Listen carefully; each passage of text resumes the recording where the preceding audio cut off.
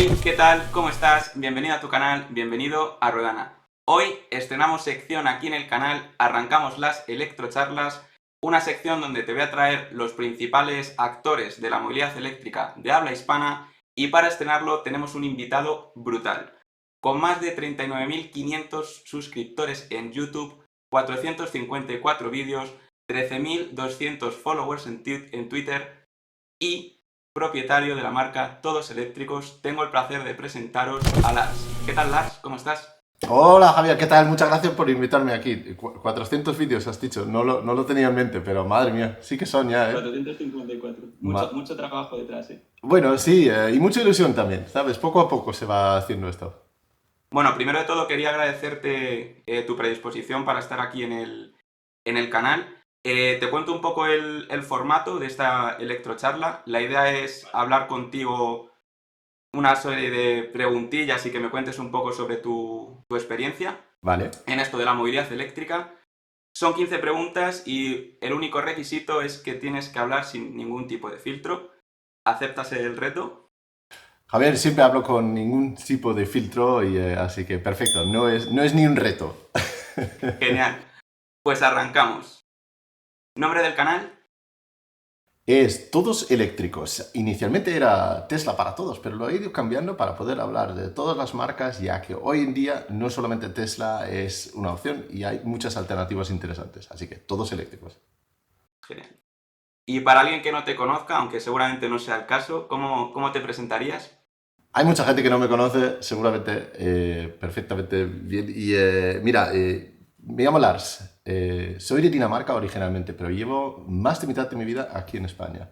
En 99 me mudé a Madrid y aquí sigo y desde, ¿qué ha sido? 2017 tengo un canal sobre vehículos eléctricos en YouTube y es algo que me apasiona muchísimo. Maravilloso. ¿Y vehículo actual? Tenemos en casa dos. Ahí tengo que decir que vivimos en un sitio donde necesitamos desplazarnos, tanto mi mujer como yo, al trabajo en coche. No hay alternativa de transporte público aquí. Y yo tengo un Model 3 Performance de 2019, que además se llama Camusino, que ya sabéis que los Teslas hay que ponerles nombres. Y mi mujer conduce un Tesla Model 3 también, pero de gran autonomía, y es de 2021 y se llama Macaco. Ah, muy, muy bien, buenos nombres. ¿A que sí? ¿Y kilómetros actuales? El mío tiene, mira, como tenemos la maravillosa aplicación de Tesla, te lo puedo decir exactamente, pero alrededor de 100.000. Pero estamos en 98.000, ¿dónde lo veo? ¿Dónde lo veo? Fíjate, hay 98.213. Y el otro tiene unos 30.000, si no me equivoco. ¿Habrá vídeo especial de 100K kilómetros? Eso, justamente estaba intentando coincidir, que 100K coincidía con 4 años de propiedad y quería hacer un vídeo sobre cómo es el coche después de 4 años, pero voy a esperar hasta que llegamos a 100.000, que será este verano, para hacer justamente ese vídeo. Genial. Y una típica, ¿cargador en casa sí o no?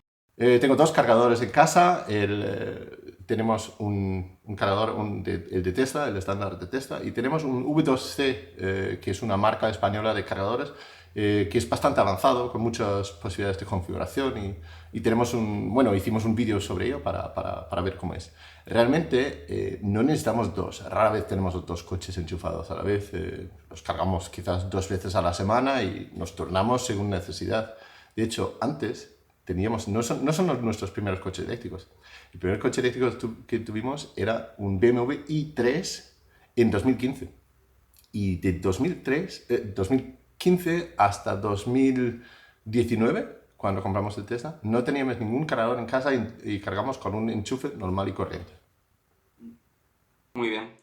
Y bueno, cuando hablamos de coches eléctricos y hablando de cargadores y demás, una de las mayores preocupaciones que tiene la gente, o lo primero que te viene a la cabeza siempre es la autonomía. Tú recientemente has presentado en tu canal el electroexamen, Sí. donde haces una calificación de los coches, le pones nota en función de varias variables. Y quería que nos contases un poco este sistema y qué peso crees que tiene la autonomía en la decisión de compra de un coche eléctrico. Me gusta cómo has planteado la pregunta, porque una cosa es qué peso tiene en la decisión de la compra y otra cosa es qué peso tiene en la vida real después. Mira, si me permites una anécdota. Mi coche particular, el Model 3 Performance, no sé cuánta autonomía tiene. Porque los únicos momentos donde realmente me preocupa la autonomía y donde realmente veo qué autonomía tiene es si hago una prueba. En la vida, día a día, e incluso en los viajes, tiene más que suficiente. No sé el número, solo sé que tiene más que suficiente. Pero bueno, entonces creo que nos preocupa más antes de comprar, pero Javier, tú también quizás lo puedes colaborar, que cuando tengamos los coches no nos preocupa tanto la autonomía, tiene más que suficiente y ya está, ¿no? Sí, sí, totalmente de acuerdo. Sí. De todas formas, he diseñado el electroexamen con 8 puntos distintos a tomar en cuenta para evaluar un coche eléctrico, porque mi opinión es que los coches eléctricos hay que evaluarlos distintos a los coches de combustión. Y veo muchas de las reseñas y reviews hablan de cosas que no son tan relevantes. Entonces, tengo 8 puntos específicos sobre el coche eléctrico. A cada uno le asigno un punto y a cada uno le asigno un peso. Y lo primero es la autonomía y la eficiencia. Y tiene un 20%. Es decir, una quinta parte de la evaluación de un coche eléctrico, en mi opinión, debería ser la autonomía y evaluación, por lo menos en el momento de compra. Y el sistema funciona de tal forma que 300 kilómetros reales en autopista a 120, que son las pruebas que hago, corresponde a la mitad, a 5 puntos. Y ya luego, si tiene 50 kilómetros, por cada 50 kilómetros por encima, le sumo un punto hasta llegar hasta un máximo de 10 o un mínimo de 1. Y ahí luego hay otras variables porque también toman en cuenta la eficiencia, porque no es suficiente que tenga mucha autonomía, también lo tienes que hacer con relativamente poca batería, ¿no? Pues no metemos una batería enorme en el coche y hace 1000 kilómetros, pero nos cuesta un riñón cargar el coche. Entonces eso. Y en el electroexamen mido la autonomía y eficiencia, el rendimiento, la experiencia de carga, las tecnologías, las ayudas a conducción, todas esas cosas que yo creo que como usuario son los que apreciamos y necesitamos conocer antes de elegir un vehículo, ¿no? Y eso es un poco la filosofía de eso. De hecho, ya hemos hecho el primer vídeo, en breve sacamos el segundo y creo que voy a hacer un directo, bueno, quizás lo haya hecho ya cuando se publica este vídeo, para repasar un poco los coches que hemos hecho anteriormente y asignarles una puntuación. Ah, genial, pues estaremos atentos. Os dejaré luego por la descripción las redes sociales de Lars y su canal para que estéis atentos a este directo, que seguro que es súper interesante. Y bueno, en esta descripción un poco del electroexamen han salido términos como batería, eficiencia. Tú desde que llevas en el mundo de la movilidad eléctrica, desde que abriste el canal en 2017, ¿dónde crees que ha evolucionado más el sector automotriz en cuanto al vehículo eléctrico? ¿Dónde han puesto las marcas? Tú que puedes probar, tienes la suerte de poder probar muchas marcas, ¿dónde crees que han puesto más el foco o dónde meten más I más D? Bueno, yo creo que todo esto se ha ido arrastrado detrás de Tesla. Tesla es la marca que claramente ha ido tirando del mercado y los demás tienen que copiar o alcanzar lo que hace Tesla. Eso es igual que en los móviles, pues los demás tienen ahora que alcanzar y igualar lo que hace Apple. Y eso no significa que Apple es técnicamente lo mejor en todos los aspectos, ni que Tesla sea técnicamente lo mejor en todos los aspectos. Pero el conjunto de las funciones que tiene Tesla entre el coche y el cargador y cómo todo el sistema informático funciona juntos es algo clave en esto. Y creo que ahora los demás marcas se están dando cuenta que no es suficiente simplemente hacer un coche, vendérselo al cliente y olvidarse del tema. Tienen que tener un sistema de carga, algunos ya se están metiendo en sus propias redes de carga. Tienen que tener comunicación con el móvil, tienen que tener comunicación con el cargador, tienen que ayudarles a los usuarios a instalar cargadores en sus casas. Yo creo que las marcas de móviles ahora, marcas de coches, se están enfocando ahora en hacer soluciones integrales y no solamente en aquí, tomo tu coche y te veo cada 25.000 kilómetros para una revisión, ¿no? Yo creo que ahí evoluciona. Ya lo demás es pues baterías, velocidades de carga, es una evolución continua y donde todos van más o menos mano en mano, ¿no? Algunos un poco mejor, algunos un poco peor. Pero al final del día hay que 5 o 10 empresas enormes que fabrican baterías. Esos son los que venden a las marcas de los coches, incluido Tesla. Tesla no hace sus propias baterías, menos una pequeña cantidad. Los demás los compran de CATL, de LG, de Panasonic y de otros productores, igual que lo que hace Volkswagen, lo que hace todos los demás marcas. Entonces van un poco mano en mano ahí, así que yo creo que tienen que darse cuenta o se están dando cuenta de que tienen que dar el servicio completo, no solamente tomar el coche. Sí, estoy de acuerdo. Además, la industria, no solo la automotriz, tiende a centralizar todo o llevarlo todo en el teléfono o poder comunicarte con el coche vía el teléfono, porque hoy en día llevamos todo en el smartphone.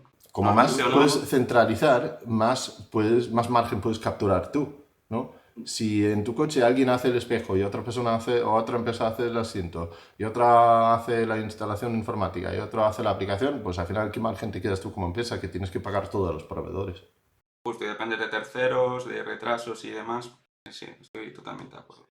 Y, sí, sí. Y bueno, ya que hemos sacado el tema, ya ha salido ya la palabra de Tesla, tenemos que hablar un poco de la actualidad. Sí, Este viernes nos despertamos con la noticia de la brutal bajada de precios que ha hecho Tesla aquí en España y en otros países, especialmente del Model 3, que ha situado el Model 3 Standard Range por debajo de los 40.000 euros, un precio histórico. ¿Crees que hay vida más allá de Tesla ahora mismo con esta bajada de precios? a ver, ahora mismo se me hace difícil recomendar otro coche por el mero hecho del precio, ¿no? Tienes que tener especial odio hacia Elon Musk o tener yo qué sé, una funcionalidad o algo especial que buscas en otro coche.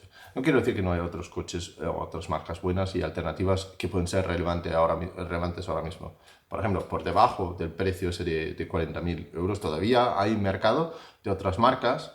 Recientemente, en los últimos 6 meses, ha entrado MG, ahora ha entrado BYD también, que todavía no tiene un producto por debajo de 40.000, pero ojo, que vienen con muchos modelos.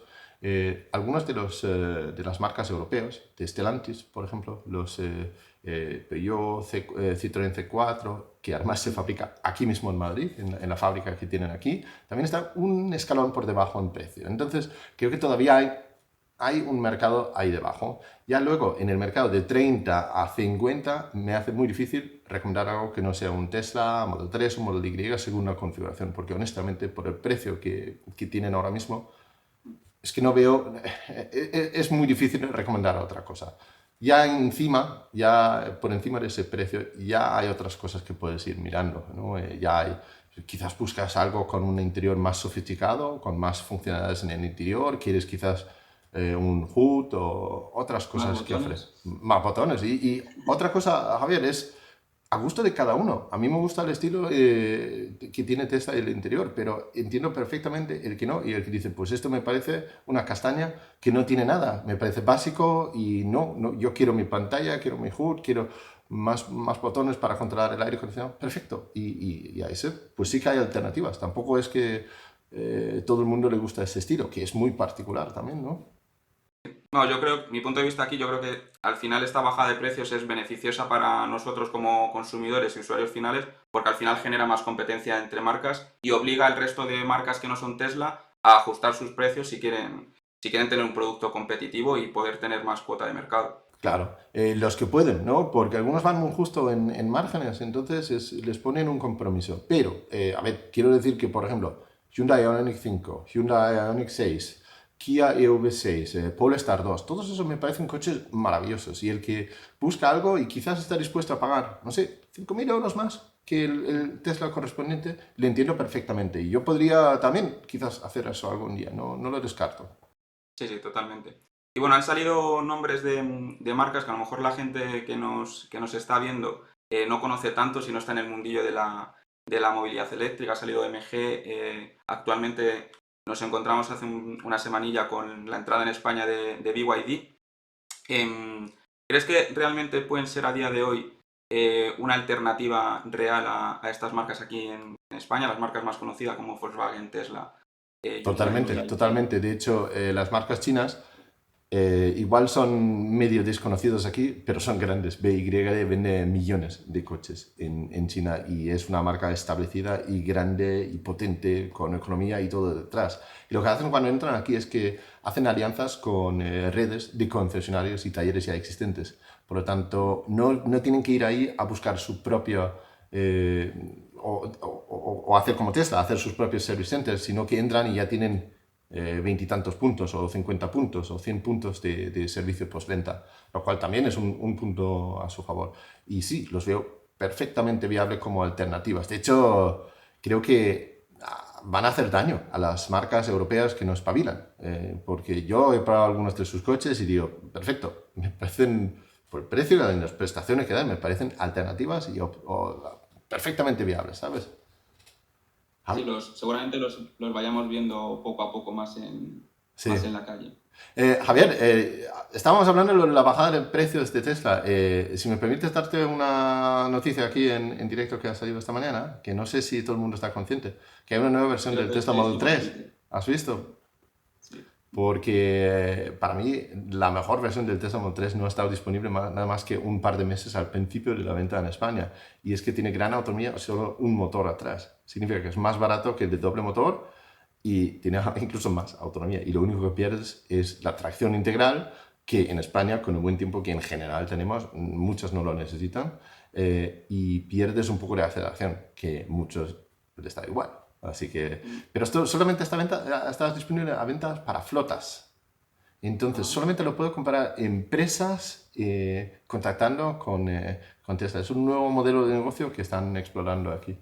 Pero Y ha salido solo en UK, ¿no? no, está O... disponible en España y el resto de Europa también. Pues bueno, tenemos ahí la primicia aquí de la mano de Lars. Y muy bien, y bueno, tú como experto en movilidad eléctrica, porque claro, mucha gente busca siempre consejo y demás, sobre todo hay como un poco de miedo, ¿no? A dar el cambio al eléctrico. A mí mismo me ha pasado que vengo de motores de gasolina y de diésel de toda la vida y parece como que te da un poco de cosa moverte al coche eléctrico. ¿Qué consejo le podrías dar a alguien que esté viendo este vídeo y que esté ahí un poco indeciso? Pues el consejo que yo le daría es probarlo. Acércate a una marca que te presten el coche durante un fin de semana, un día o dos, para que lo pruebes en tu día a día y de repente te das cuenta de que todas las cosas que se dicen de quejas y no funciona y hay que enchufarlo y 8 horas, dices, pero vamos a ver, es todo mucho más sencillo de lo que se pinta en las redes sociales. Siempre digo que los que tienen más problemas con sus coches eléctricos son los que no tienen coches eléctricos, ¿no? Las cuentas de Twitter que están muy acrispados con toda la electromovilidad y todo va mal y nos van a obligar y 2035 y no hay electricidad para todo y todo viene del carbón y no sé qué dicen. Al final del día, pruébalo, consigue un coche eléctrico durante un periodo, aunque sea un día o dos. Dile al concesionario que necesitas ver si llegas bien con la autonomía a tu trabajo y si puedes cargar en tu casa, y muchos están dispuestos a ayudar. Y creo que eso es la mejor experiencia, es probarlo tú mismo. Total. De la misma Lo forma único que digo es... que el que acaba de comprar un coche eléctrico, lo primero que tienes que hacer, porque al principio nos pasa a todos, tenemos miedo de a ver si llega, a ver cómo funciona, a ver cómo cargo. Lo primero que tienes que hacer es, si vives en Bilbao, dices, me voy de Bilbao a Málaga. Vale, voy a hacer un viaje Punto a largo, a punto. ver, y vamos a ver qué tal funciona, ¿no? Y así te das cuenta de que es mucho más fácil, mucho más sencillo, hay menos problemas y funciona bastante bien. Lo único que la gente tiene que saber y que tiene que tener en cuenta es que una vez que lo pruebas, no hay marcha atrás porque ya lo vas a querer. A mí me pasó que lo probé y ya quería uno. Eso es, eso es. Así que tiene su peligro también. Y bueno, hemos hablado has puesto ese ejemplo que me parece muy, muy bueno, ¿no? De ir de punta a punta, de Bilbao a Málaga. Y otra de las cosas que preocupa mucho en la industria es el tema de los cargadores. Em, Y quería que nos contases un poco, en tu experiencia que has podido probar muchos coches, has podido viajar por España bastante y demás, ¿cómo ves el parque de cargadores actualmente en España? Y sobre todo si es muy importante el concepto este de carga en destino o no es necesario tener un cargador en el destino al que vas porque es suficiente con la red de cargadores que disponemos actualmente en España. La red de recarga en España está creciendo más rápido que la flota de vehículos eléctricos. Por lo tanto, los que ya teníamos coche eléctrico hace 4 años, teníamos mayores problemas que hoy en día. Eh, Creo que viajar no es ningún problema. Tú puedes ir de cualquier punta a cualquier otra punta sin ningún problema con casi cualquier coche eléctrico del mercado, ¿no? Volvemos a eso de que Los 300 kilómetros son más o menos el número mágico para mí para viajar cómodamente. Se puede viajar con menos también, pero es un poco más incómodo y tienes que parar un poquito más. Perdón. Entonces creo que los cargadores rápidos en carretera o en autopista hay suficiente, van bien. Hay algunas apps que van mejor que otros, hay algunas cosas que hay que trastear un poquito más. Eso es verdad y eso es algo que tienen que ir solucionando los operadores de puntos de recarga. Pero has tocado el punto clave y es la carga en destino. Cuando viajas, puede llegar hasta Marbella desde Bilbao, pero tengo que tener una estrategia o pensado dónde voy a cargar una vez que llego en Marbella. Y todavía escasea la carga en destino o la carga lenta, semirápida, que es lo que más se utiliza una vez que llegas ahí. Imagínate que vas de vacaciones, ¿no? Llegas ahí, si tu hotel no tiene cargador, ¿qué haces? No vas a ir a un cargador rápido una vez cada 3 días a estar ahí sentado 45 minutos para llenar el coche, como se hace con un coche de gasolina, ¿no? Lo que quieres es entonces dejar tu coche en parking o en la carretera delante de una plaza de parking delante de donde estás alojado y ahí tener un punto de recarga lenta. Y ahí creo que escasea todavía algo en España. Está mejorando, pero no está perfecto. De la misma forma digo que el que no tenga dónde cargar el coche habitualmente en su casa, en su trabajo o incluso en la calle donde estaciona, el que no tenga esa posibilidad, que se lo piense 2 veces antes de comprarse un coche eléctrico. Porque un coche eléctrico no funciona igual que un coche de gasolina. Nadie va a ir a cargar solamente en cargadores rápidos y parar 1 o 2 veces a la semana en un sitio para exclusivamente cargar. Con el coche eléctrico, una cosa que suelo repetir es, tienes que llevar la carga hasta el coche y no el coche hasta la carga, ¿no? En un coche de combustión es contrario. Vamos a llevar nuestro coche a repostar, ¿no? O vamos a llevar la gasolinera a casa. Así que ten una estratégica, dices, pues yo voy a cargar en mi trabajo, voy a cargar en mi casa, o voy a cargar en Mercadona, lo que sea, mientras lo tengas claro. Sí, sí, total. Y yo a nivel de usuario, desde que soy propietario de un vehículo eléctrico, me he encontrado con unos problemas que al final tienes como mucha variedad de puntos de recarga, muchas empresas, la empresa X, empresa Y, empresa Z, pero al final cada una tiene su propia aplicación. Para cargar el coche necesitas darte de alta en esa aplicación, meter tu tarjeta de crédito en esa aplicación. Y recientemente estaba leyendo sobre la ISO 15118, que para la gente que no la conozca tiene una característica que es plug and charge, que viene a decir que tú enchufas el coche, cargas, pagas y te vas. No sé cómo lo ves esto de lejano aquí implementar en Europa, o cómo está la industria evolucionando hacia esta tecnología. Está avanzando, ¿no? Algunos operadores ya lo utilizan, creo que es Thunder, que perdóname, tenía algo en la garganta aquí. Algunos operadores, Thunder, creo que también Ionity y probablemente más que yo desconozco, ya pueden reconocer el coche nada más enchufar y tienes que evitar o puedes evitar usar tarjetas y aplicaciones que, tienes razón, es un engorro y tú y yo que estamos como interesados en el tema, ¿vale? Y los dos más o menos espabilados en la informática, ¿vale? Pero un señor de 75 años que lo que quiere es ir de A a B en su coche, pues sí, tener 35 aplicaciones quizás no es lo que le gusta, ¿no? Y le crea esa incertidumbre. El plug and charge es súper beneficioso para todos. El que tenga un Tesla lo conoce, ¿no? Vas a un supercharger, lo enchufas y ya está, no tienes que hacer nada más, ¿no? El coche comunica con el cargador y te cobra automáticamente con la tarjeta que tienes tú registrado ya. Y sí, si se podía tener eso más, mejor. Creo que hay 2 alternativas que también son buenas. Una es pagar con tarjeta de crédito, como directamente con un TPV, como el que carga gasolina o repuesta gasolina o diésel, que también sería bueno tenerlo. Y la otra es, que lo he visto bueno, lo tendrán muchos, pero lo tenían en un centro comercial aquí, un código QR en el cargador, lo escaneas y sin utilizar una app, sino en una página web, ya puedes pagarlo ahí también. Bastante fácil también, sobre todo si en tu móvil ya tienes guardado tu tarjeta de crédito. No tenía que dar de alta a ningún usuario ni nada, ni nada. Creo que tienen que hacer la facilidad de cargar. Si luego quieren registrarte como usuario y hacer todo eso para que obtengas quizás descuentos o mejores precios, eso me parece bien. Pero siempre debería haber una forma fácil y directa que no me pierda el tiempo en cargar, ¿no? Incluso si tengo que pagar un par de centímetros más por los kilovatios hora que cargo.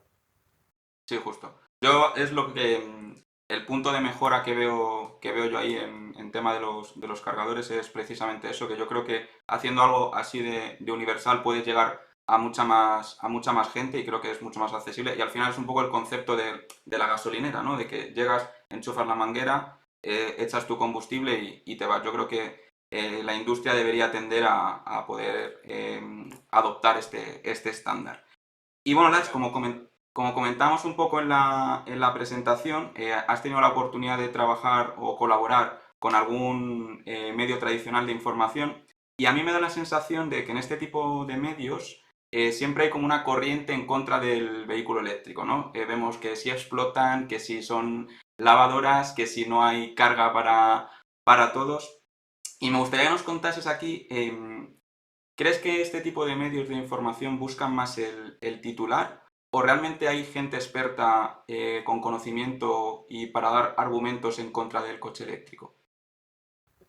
Primero quiero destacar que no son todos iguales. Hay de todo, ¿no? Y hay expertos, periodistas muy bien formados que informan correctamente, que describen bien el producto, que prueban, que son justos y todo eso. Entonces, si alguien vea este vídeo, que no se siente atacado porque quizás estás en esta categoría. Pero si vemos cómo funciona la comunicación en medios tradicionales hoy en día, venimos de, bueno, hace tiempo, hace siglos, pues era la prensa, ¿no? El periodista escribía en su prensa y vendía el periódico, ¿no? El cliente era el que compraba el periódico. De repente cambia todo esto con Internet porque nadie paga por información. Ahora toda la información debería ser gratis. Entonces, el que lee la noticia o ve el vídeo o consume el contenido no es el cliente, sino que el cliente es el que se anuncia al lado del artículo.